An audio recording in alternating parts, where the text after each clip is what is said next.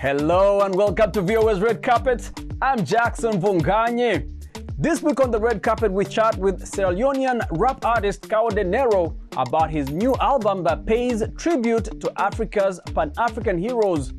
In South Africa, young social media influencers and artists are changing the narrative about albinism.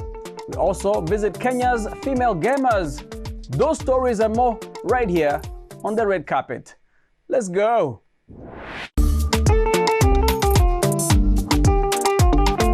Zambians in the US celebrated their country's 60th anniversary with lots of fanfare and music. The event, held in Crystal City in Virginia, was organized by the Organization of Zambians Abroad, OZA. Among the performers was Zambian-based musician Robert Chileshe, popularly known as Chile One. He performed one of his songs dedicated to teachers.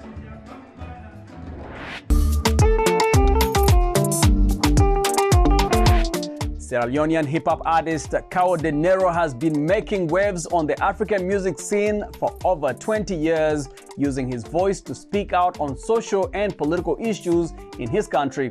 He spoke to me about his latest album, Heroes, a tribute to Africa's Pan-African heroes. Let's check it out. Aside from music, Kao Denero gained popularity for his role as a social commentator and anti-corruption advocate. He was recently appointed as a special envoy for entertainment and investment by Sierra Leonean President Julius Maada Bio. He talks to me about how his music and message has evolved over the years. You can tell definitely by the growth process of my creativity, 10 years ago, I was thinking about making the next hit song, just really trying to hit the clubs, hit the radio station, without, really taking some time to it. Now, I want to make timeless music. I want to make music that's going to be here for generations, music that will never fade away. People that I listened to that inspired me to do music are the people like the great late Bob Marley, the late great Tupac Shakur, all these people that stood for something, they were not just doing music for merriment, so that's the kind of path in a positive light, That's the same thing I'm trying to do with my own creativity. I feel like I grew from where I was. Now it's more matured music, but I'm still a fierce MC. Certain elements of the game I'm not letting go to where, when it comes to battles, it comes to really showing that, I'm one of the best in the continent. That's always with me. Yeah. So, and at this point, as a veteran artist, what advice would you give to young African artists who are trying to balance, commercial success, but also creating socially conscious music? Don't be a one-hit wonder guy, don't just do music for the moment. You have to really dig deep, when you do music that's coming from your soul, it's timeless, because people going to be relating to it forever. I know we all want to do the bling bling, we all want to do something like microwave music that's going to come hit now and then you pass away. I will advise them to really be committed to their craft, to really just have a clean spirit and work hard. You really got to put in a lot of work. Like you said it yourself, you've known Kao Denero for the longest. I think when I was made the entertainment ambassador, a lot of people thought that would be the end of the music career. Like, oh nah, Kao is about to really hang his boots up. So when I was working on the Heroes album, I have a point to prove. To a lot of people that know, working at the office as the entertainment ambassador, trying to make policies, having meetings, doesn't change anything when I go back to the studio. Absolutely. The themes of Pan-Africanism, as you said, you're a Pan-Africanist, they run through the album. How do you hope that this album will contribute to the broader conversation around African unity, especially among young people? Well, I think, the young people are the next generation, and I feel like there's a gap, like my generation, we had a few people that really was invested in learning about our history, and about our past. We pride ourselves, I was born in 1980, so pretty much that was the time when the Wailers we're still rocking them. Absolutely. So 85, Peter Tosh and them. In the early 90s, you had Lucky Dube. Yeah. So we know about consciousness and music that stands for something. Absolutely. But this generation today, there's a gap. they have lost it. You know, they like make drill I like music. that you brought 1980, the year you were born, a seminal moment in African history. Bob Marley was in Zimbabwe singing at the independence celebrations of... but you're saying there's a missing link between that time period and now, with these young people not understanding fully. They're not understanding that. Think about it. Think about it. Black man, what's your life about? So many great people. Lights out. Nations sleeping with their life. In South Africa and elsewhere on the continent, albino people are a target. They face daily discrimination and sometimes even death. But young social media influencers and artists are trying to change the narrative, as Kate Bartlett reports from Johannesburg.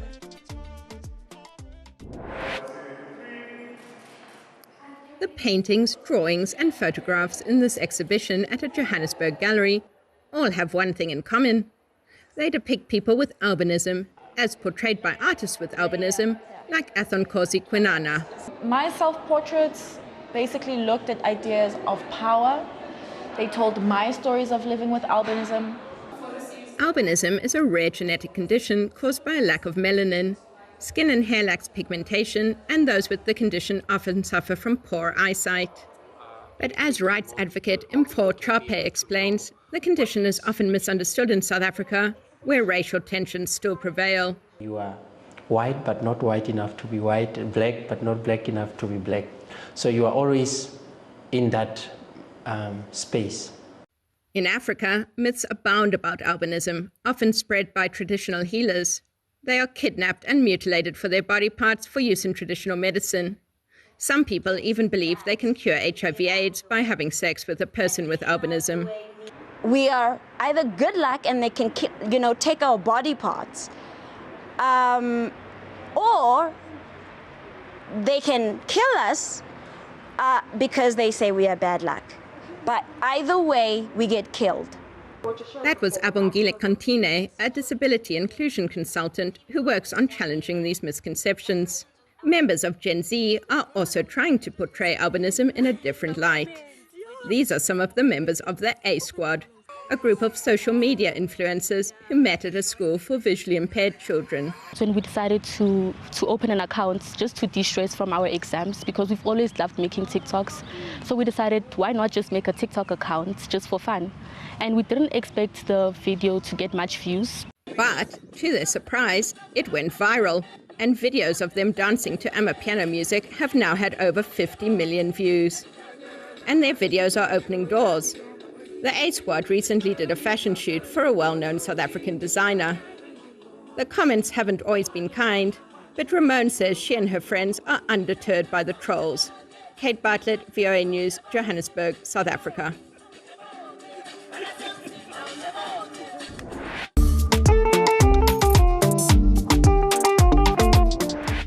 The vibrant world of yellow-skinned giants, surreal landscapes, and a massive mechanical zoetrope have taken over the Herschel Museum in the largest U.S. showcase of work by Brazilian twin brothers, Os Gêmeos. It is the most comprehensive display of the brothers' art ever presented in the United States. Maxime Adams has the story. The new Hirschhorn Museum exhibition, called Os Gêmeos Endless Story, features over 1,000 showpieces, from street murals and monumental sculptures to bright paintings and peculiar installations. It's all work done by twin brothers Otávio and Gustavo Pandolfo, who call themselves Os Gêmeos, which is the twins in Portuguese. The two brothers began their journey in 1987, making street art in their native São Paulo. They relied heavily on their imagination, and that helped them develop their unique style. Today their works can be found all over the world, in and on buildings, trains, bridges, and even planes. Their signature yellow-colored characters adorn walls and buildings around the planet. We love to paint yellow because you have our own identification. And also we have like this, for us, the yellow means very spiritual moment of our life. The distinctive feature of their style is painting without a background, which creates an impression of characters coming straight out of walls. At the center of their art is the fantasy universe called Treatress that the brothers invented when they were kids. It's a bright and bizarre world filled with surreal images and characters. At the center of the exhibition is a large mechanical installation, a zoetrope decorated with tulips, mushrooms, boats and human figures. It took the brothers 11 years to finish this art piece. We like to transform the whole museum in a place that when you get inside, touch your imagination and make you remember that your imagination is alive inside of yourself. Sometimes we forget about that. The exhibition also includes collaborations between the brothers and the other artists, such as Banksy and Martha Cooper, many of which are being shown to the public for the first time.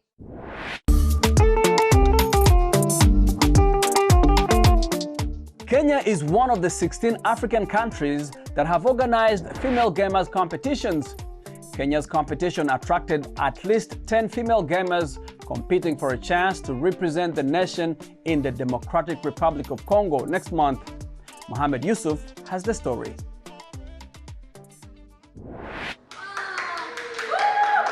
This year's female gaming competition in Kenya attracted 10 gamers compared to last year, where only one female was invited to compete. After more than 4 hours of tough competition, Kenya produced a winner who will represent the country in the Congolese capital, Kinshasa, where 7 other national champions from 7 African countries will compete against each other. Magdalene Mumbi, also known as Bambina in esports, has been playing the game since 2018 and was a favorite to win the competition. The players were playing a fighting game known as Tekken 8, where the players' attacking and defensive skills are tested. I lost the very first game that I played, and I'm very excited. I made a comeback and won all my games throughout and also won the final game, the deciding match. The competition aims to encourage more women to join the gaming industry, create diversity and fight toxic behavior that some in the community express against women. It's a great step forward, especially considering the local scene has been seeing, a male-dominant section within esports. So that's for FIFA, that's for Tekken as well, and the fighting game community in general. So being able to have these opportunities where also ladies can have an opportunity to showcase their talent, to shine, to get a chance to also travel outside and represent the country, it boosts the self-esteem and the confidence to also show up for other events. There's a lot of women game out there, but because their parents might not approve of gaming, not many young women are coming out. So this is just one platform which women can actually come to showcase their skills, of course get to travel, get to be exposed, and who knows, maybe also get to build a career out of it. According to the Newzoo Games Analytics company, 46% of game enthusiasts are female. However, the number may be lower in Africa. Abuse from male gamers and harassment are common difficulties faced by female gamers. The digital divide also exacerbates the inclusion of women. Evie Nungari, a geospatial engineering technology student, has fallen in love with esports after being introduced to it by one of her friends.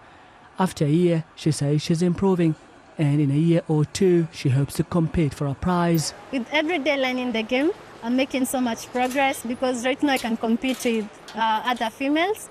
I can also compete with males. So I'm making so much progress in learning how to use the sets. It will take more than a competition to attract more women gamers.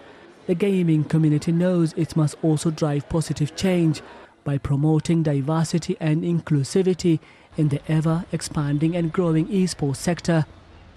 Mohamed Yusuf, VOA News, Nairobi. Thanks for watching VOA's Red Carpet. I'm Jackson Mvunganyi. For more entertainment news, remember to check us out at voaafrica.com. We are also on Facebook, on Instagram, and on YouTube. Don't forget to like, to share, and to subscribe. Until next time, goodbye everyone.